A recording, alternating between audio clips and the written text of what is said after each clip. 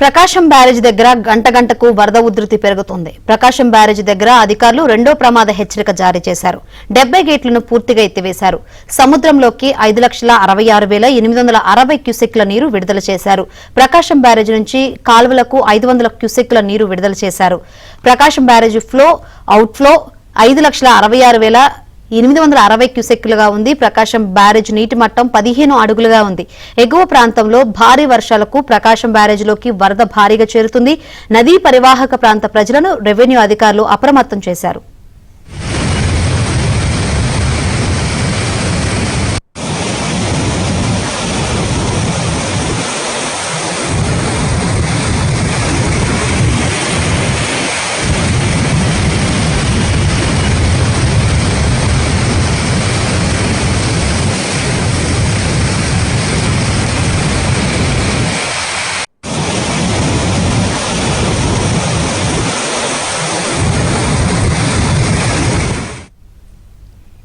ఎగువన వర్షాలు కురవటం వల్ల ప్రకాశం బ్యారేజ్లో గంటకు వరద ఉధృతి పెరుగుతున్నట్లు కనిపిస్తుంది. ఇక ఇదే విషయం గురించి మరింత సమాచారం అందించేందుకు మా ప్రతినిధి పూర్ణాని అడిగి తెలుసుకుందాం. పూర్ణ, ప్రకాశం బ్యారేజ్ కు రెండో ప్రమాద హెచ్చరికను అధికారులు జారీ చేసినట్టు తెలుస్తుంది. ప్రస్తుతం అక్కడ పరిస్థితి ఏంది? గంటకు అక్కడ వరద ఉధృతి అయితే పెరుగుతున్నట్లు మనకు కనిపిస్తుంది విజువల్స్ ద్వారా.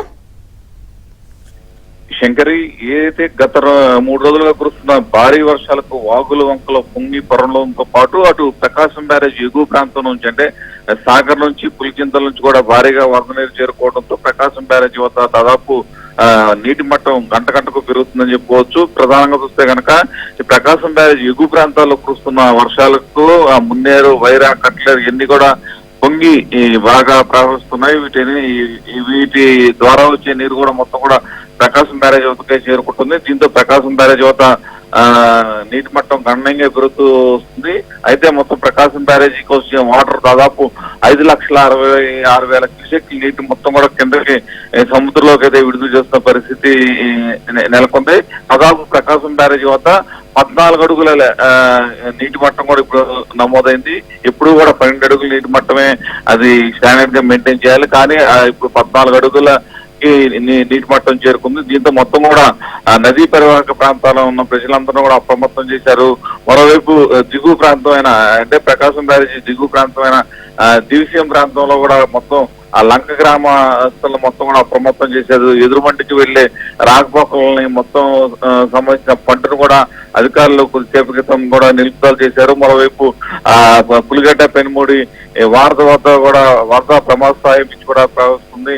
ఈ నేపథ్యంలో మొత్తం కూడా ఈ నదీ పరివాహ ప్రాంతాల్లో ఉన్న రెవెన్యూ అధికారులందరూ కూడా అప్రమత్తం చేసి ఎక్కడైతే ఈ బండ్స్ ఏదైతే ఈ నదీ పరివాహక ప్రాంతంలో ఉన్న బండ్స్ ఎక్కడైతే వీక్ గా ఉన్నాయో వాటిని పటిష్టంగా ఉంచాలని చెప్పి ఇరిగేషన్ అధికారులు కూడా సంబంధిత అధికారులకు ఆదేశాలు జారీ చేశారు. మరోవైపు శాండ్ బ్యాగ్స్ కూడా సిద్ధంగా చేసుకోవాలి. ఎందుకంటే ఎక్కడన్నా బ్రీచెస్ పడే అవకాశం ఉన్న నేపథ్యంలో ఆ కట్లన్నింటినీ పటిష్టం చేసేందుకు కూడా శాండ్ బ్యాగ్స్ ఎక్కడెక్కడ సిద్ధం చేసుకోవాలని చెప్పి కూడా ఆదేశాలు జారీ చేశారు. మరోవైపు ఈ బుడమేరు కూడా ప్రమాద స్థాయి నుంచి కూడా ప్రవహిస్తుంది. దీంతో మొత్తం కూడా ఇటు విజయవాడ నగరం మీద ఉన్న దాని ఎఫెక్ట్ పడే అవకాశం ఉందని చెప్పి అధికారులు అప్రమత్తం అవుతున్నారు. ఎందుకంటే ప్రధానంగా చూస్తే కనుక బుడమేరు కూడా దాదాపు 10.5 అడుగుల వరకు నీరు చేరుకుంది. ఇంకా బుడమేరులో మరింత వాటర్ చేరుకుంటే ఇంకా మరింత ప్రమాదం పొంచి ఉంచే అవకాశం ఉందని కూడా భావిస్తున్నారు. ఆ బుడమేరు వల్ల ప్రధానంగా చూస్తే ఇంకా ఇబ్రహీంపట్నం ప్రాంతాల్లో అయితే కొన్ని ప్రాంతాలు ముంపు గురైనాయి.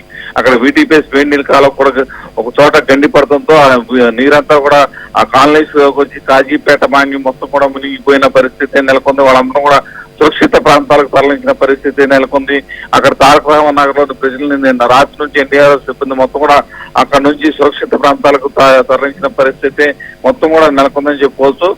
ఏదైతే ఇటువంటి విపత్కర పరిస్థితులను ఎదుర్కోవడానికి అందరూ సంసిద్ధంగా ఉండాలని చెప్పారు జిల్లా కలెక్టర్ సృజన ఇప్పటికే ఆదేశాలు జారీ చేశారు. ఈ నేపథ్యంలో మొత్తం కూడా జిల్లా యంత్రాంగం మొత్తం కూడా అప్రమత్తంగా ఉండి ఎటువంటి విపత్తు పరిస్థితులు వచ్చినా సరే ఖచ్చితంగా ఎదుర్కోవాలని కూడా సన్నద్ధంగా ఉన్నారు. Right, thank you Purna.